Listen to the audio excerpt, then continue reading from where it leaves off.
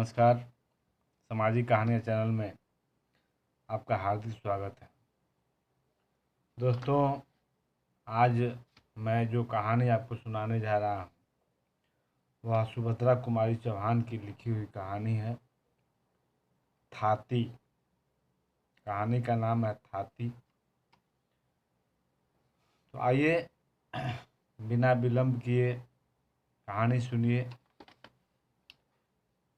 क्यों रोती हूँ इसे नाहक पूछकर, जले पर नमक न छिड़को। जरा ठहरो, जी भर कर रो भी तो लेने दो। न जाने कितने दिनों के बाद आज मुझे खुलकर रोने का अवसर मिला है। मुझे रोने में सुख मिलता है, शांति मिलती है, इसीलिए मैं रोती हूँ। रहने दो, इसमें बाधा न डालो, रोने दो। क्या कहा? किसके लिए रोती हूँ? आह, उसे सुनकर क्या करोगे? उससे तुम्हें कुछ लाभ न होगा। पूछो ही न तो अच्छा है। मेरी यह पीड़ा ही तो मेरी संपत्ति है, जिसे मैं बड़ी सावधानी से अपने हृदय में छिपाए हूँ। इतने पर भी सुनना ही चाहते हो तो लो कहती हूँ, किंतु देखो जो कहूँ वही सुनना और कुछ न पूछना। वे एक धनवान माता पिता के बेटे थे। ईश्वर ने उन्हें अनुपम रूप दिया था। जैसा उनका कलेवर सुंदर था, उससे कहीं अधिक सुंदर था उनका हृदय। वे बड़े ही नेक, दयालु और उदार प्रकृति के पुरुष थे। गांव के बच्चे उन्हें देखते ही खुश हो जाते। बूढ़े आशीर्वाद की वर्षा करते। स्त्रियां उन्हें अपना सच्चा भाई और हितू समझती और नौजवान उनके इशारे पर नाचते थे। तात्पर्य यह कि वे सभी के प्यारे थे और सभी पर उनका स्नेह था। मैं उन्हीं के गांव की बहू थी। मेरे पति वहीं प्राइमरी पाठशाला में मास्टर थे। घर में बूढ़ी सास थी, पति थे और मैं थी। महंगी का जमाना था, मुश्किल से गुजर होती थी। घर के प्रायः सभी छोटे मोटे काम हाथ से ही करने पड़ते थे। एक दिन की बात है, मैं वैसे ही ब्याह कर आई थी। मैं थी शहर की लड़की। वहाँ तो नलों से काम चलता था, भला कुएं से पानी भरना मैं क्या जानती। मेरी सास मुझे अपने साथ कुएं पर पानी भरना सिखा रही थी। अचानक वे न जाने कहाँ से आ गए। हंसकर बोले, क्या पानी भरने की शिक्षा दे रही हो? माँ जी, आपने ऐसी अल्हड़ लड़की ब्याही ही क्यों, जिसे पानी भरना भी नहीं आता। मैंने घूंघट के भीतर ही जरा सा मुस्कुरा दिया। सास ने कहा, बेटा इसे कुछ नहीं आता, बस रोटी भर अच्छा बनाती है। न पीसना जाने न कूटना। गोबर से तो इसे जैसे घिन आती है। बड़ी मुश्किल से कहीं कंडे थापती है तो उसके बाद 10 बार हाथ धोती है। हम तो बेटा गरीब आदमी हैं, हमारे घर में सभी कुछ करना पड़ेगा। दूसरे दिन मुझे अकेले ही पानी भरने जाना पड़ा। मैं रस्सी और घड़ा लेकर पानी भरने गई तो जरूर, पर दिल धड़क रहा था कि बनता है या नहीं। न सास साथ थी और न कोई कुएं पर ही था। मैंने घूंघट खोल लिया और रस्सी को अच्छी तरह घड़े के मुंह पर बांधकर कुएं में डाल दिया। डब डब करके बड़ी देर में कहीं घड़े में पानी भरा। उसे खींचने लगी, किसी प्रकार खींचता ही न था। ज्यों ज्यों करके आधी रस्सी खींच पाई थी कि वे सामने से आते हुए दिखाई दिए। कुआं उनके अहाते के ही अंदर था और बंगले में जाने का रास्ता भी वहीं से था। सामने से वे आते हुए दिखे। लाज के मारे ज्यों ही मैंने घूंघट सरकाने के लिए एक हाथ से रस्सी छोड़ी, त्यों ही अकेला दूसरा हाथ पानी से भरे हुए घड़े का वजन न संभाल सका। झटके के साथ रस्सी समेत घड़ा कुएं में जा गिरा। मैं भी गिरते गिरते बची। 1 मिनट में यह सब कुछ हो गया। वे बंगले से कुएं के पास आ चुके थे। मैं बड़ी घबराई। घूंघट ऊंघट सरकाना तो भूल गई। झुक कर कुएं में देखने लगी। मेरे पास तो रस्सी और घड़ा निकालने का कोई साधन ही न था। निरुपाय हो कातर दृष्टि से उनकी तरफ देखा। मेरी अवस्था पर शायद उन्हें दया आई। वे पास आकर बोले, आप घबराइए नहीं, मैं अभी घड़ा निकलवाए देता हूँ। फिर कुछ ठहर कर मुस्कुराते हुए बोले, किंतु आपने यह साबित कर दिया कि आप शहर की एक अल्लड़ लड़की हैं। मैं जरा हंसी और अपना घूंघट सरकाने लगी। मुझे घूंघट सरकाते देख वे जरा मुस्कुराए। मैं भी जरा हंस पड़ी, पर कुछ बोली नहीं। उनके नौकर आए और देखते ही देखते रस्सी समेत घड़ा निकाल लिया गया। मैं घड़ा उठाकर अपने घर की तरफ चली। शब्दों में नहीं किंतु कृतज्ञता भरी आंखों से मैंने उनसे कहा, मैं आपके इस उपकार का बदला जीवन में कभी न चुका सकूंगी। करीब पौन घंटा कुएं पर लग गया। अम्मा जी की घुड़कियों का डर तो लगा ही था। जल्दी जल्दी आई। घड़े को घिनौची पर रखकर रस्सी को खूंटी पर टांगने के लिए मैंने ज्यों ही हाथ ऊपर उठाया, देखा कि एक हाथ का सोने का कंगन नहीं है। तुम कहोगी कि पानी भरने वाली और सोने का कंगन, यह कैसा मेल। यह भी बताती हूँ। यह कंगन मेरी माँ का था। मरते समय उन्होंने अनुरोध किया था कि यह कंगन ब्याह के समय मुझे पैर पुजाई में दिया जाए। इस प्रकार यह कंगन मुझे मिला था।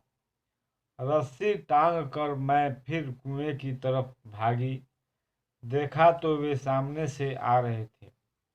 उन्होंने यह कहकर कि यह तुम्हारे अल्हड़पन की दूसरी निशानी है, कंगन मेरी तरफ बढ़ा दिया। कंगन लेकर चुपचाप मैंने जेब में रख लिया और जल्दी जल्दी घर आई।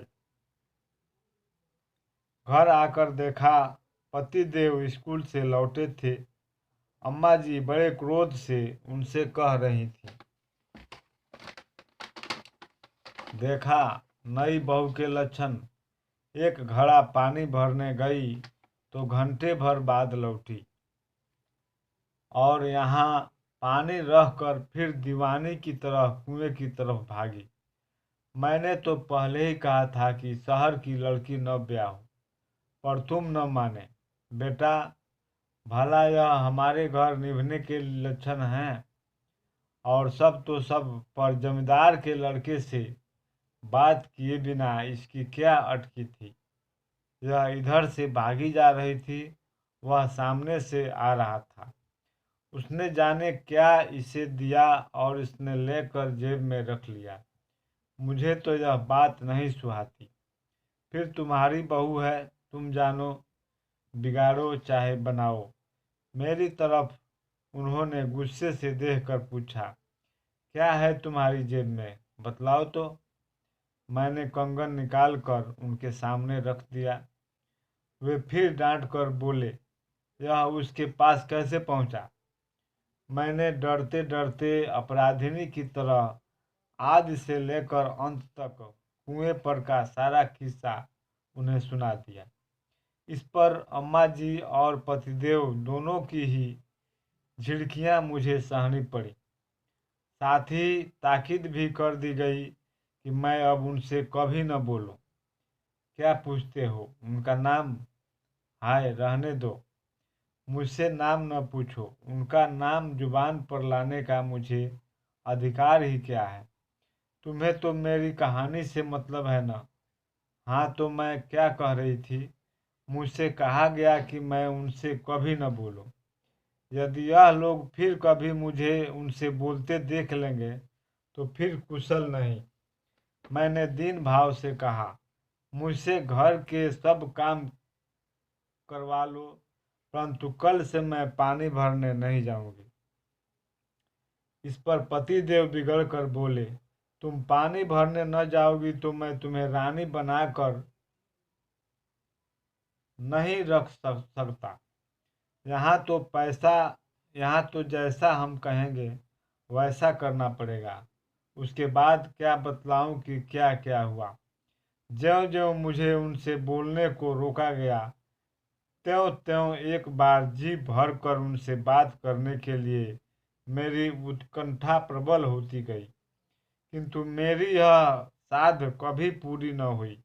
वे जाते जाते एक दो बातें बोल दिया करते, जिसके उत्तर में मैं केवल हंस दिया करती थी। लेकिन लोग यह भी न सह सके और तिल का ताड़ बन गया। अब मुझ पर घर में अनेक प्रकार के अत्याचार होने लगे। हर 2-4 दिन बाद मुझ पर मार भी पड़ती थी, परंतु मैं कर ही क्या सकती थी? मैं तो उनसे बोलती भी न थी और उनका बोलना बंद करना मेरी शक्ति से परे था। उन्होंने मुझसे कभी भी कोई ऐसी बात नहीं कही जो अनुचित कही जा सके। उन्हें तो शायद विधाता ने ही रोते हुओं को हंसा देने की कला सिखाई थी।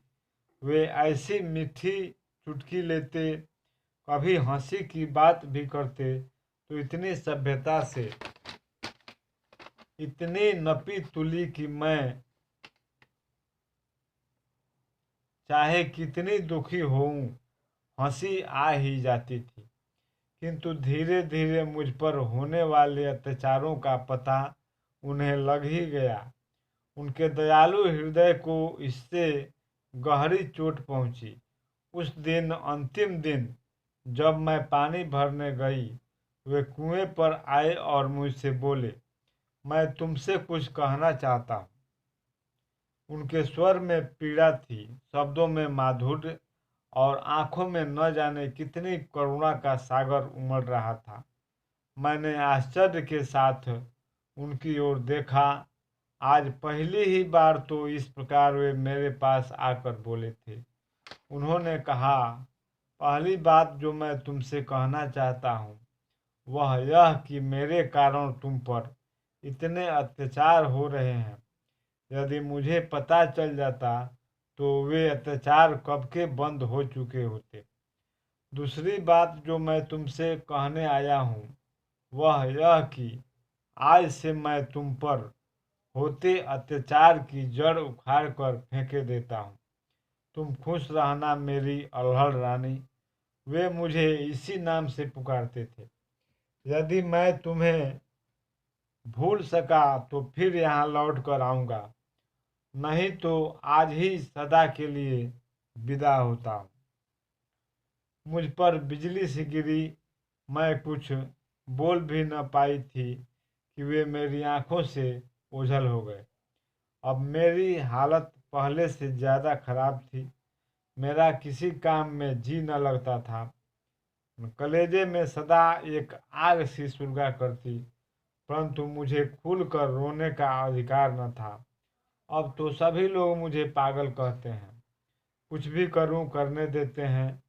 इसीलिए तो आज खुलकर रो सकती हूँ और तुम्हें भी अपनी कहानी सुना सकती हूँ। किंतु क्या तुम बता सकोगे कि वे कहाँ हैं? मैं एक बार उन्हें और देखना चाहती हूँ। मेरी यह पीड़ा, मेरा यह उन्माद उन्हीं का दिया हुआ तो है। यदि कोई सहृदय उनका पता बता दे तो मैं उनकी थाती उन्हीं को सौंप दूं। अभी आप सुन रहे थे सुभद्रा कुमारी चौहान की लिखी कहानी थाती। वीडियो पसंद आए तो लाइक और शेयर ज़रूर कीजिएगा और हमारे चैनल को सब्सक्राइब कीजिएगा। धन्यवाद। फिर मिलेंगे अगले वीडियो में।